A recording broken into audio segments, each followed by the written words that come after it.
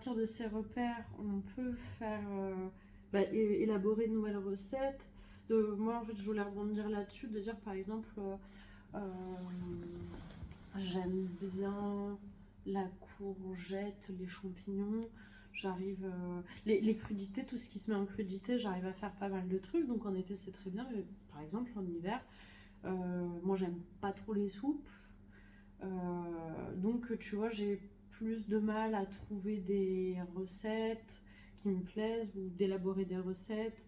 Ce que tu disais, je trouve ça intéressant tu te fais une plâtrée de ratatouille, comme ça déjà, ça te prend, au lieu de faire tous les jours de la ratatouille, tu le fais une fois et t'en as pour plusieurs portions, tu peux les détourner à plusieurs usages. L'autre jour, j'ai fait la tagine. Oui. Tu te souviens, les légumes émincés très finement et placés en couches dans un plat en terre cuite. J'avais mis, je crois, du potiron, du fenouil, du navet, de la courgette et de l'aubergine. Voilà, différents légumes en les mettant en couches, en le cuisant très doucement au four. Et là, j'avais fait une très belle quantité, il doit y avoir 8 ou 10 parts. Donc ça, c'est aussi une façon de revisiter. C'est une fois qu'on a compris comment on fait la cuisson de façon tagine, on peut le faire avec les légumes que j'ai cités. En été, on peut le faire avec poivrons, courgettes, tomates. En hiver, on va le faire avec des citrouilles, potirons, patates douces, des navets. Donc on peut faire finalement le même geste de couper, la même façon d'empiler, les mêmes temps de cuisson avec des légumes différents. On va avoir des résultats qui n'ont absolument rien à voir.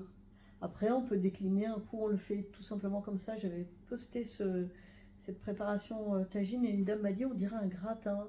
Je crois que il y avait des courgettes au-dessus. Et en fait, on peut un petit peu changer en préparant un appareil avec de l'œuf, un petit peu de farine et du fromage râpé.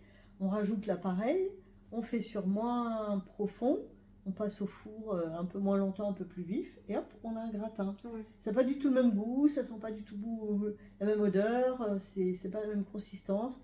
Donc petit à petit, c'est un réapprentissage de faire la cuisine. Moi, je voulais venir plutôt sur quelque chose de différent, puisque tu m'as vu découvrir le diabète, apprendre à mieux manger, à marcher, on a parlé de tout ça.